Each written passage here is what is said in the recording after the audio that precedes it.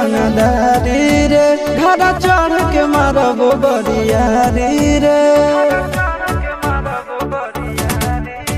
छूट जी तो कैल रंगदारी रे घर चढ़ के मारब बरियारी रे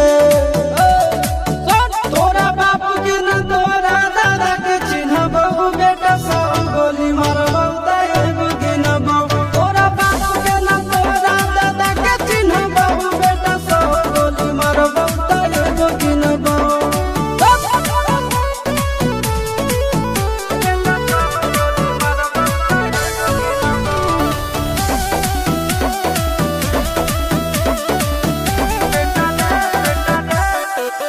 बेटा रे काटा से ठोक देबौ चिमनी के भाठा में झोंक देबौ देखबौ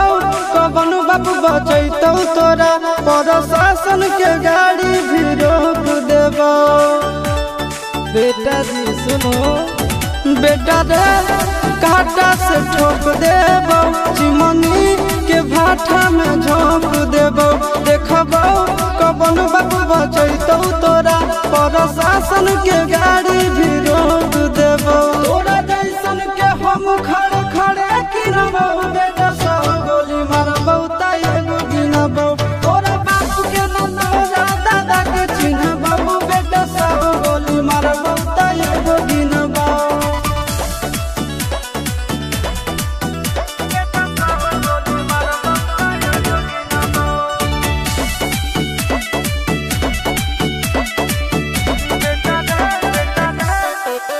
बेटा रे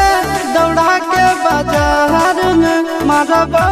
गोली तोर कपार में रंगदारी जे करभी बिहार में गड़ देबौ गंगा जी किनार में इतना मार पड़तो न बेटा बेटा रे दौड़ा के बाजार में मारबौ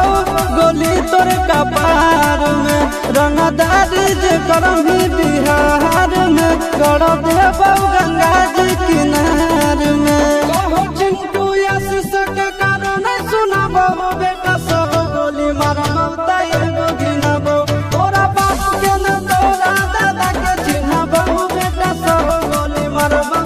एगो गिनबौ मारत मारत पिछुआरा लाल कर दे बेटा ध्यान से बाप इधर है।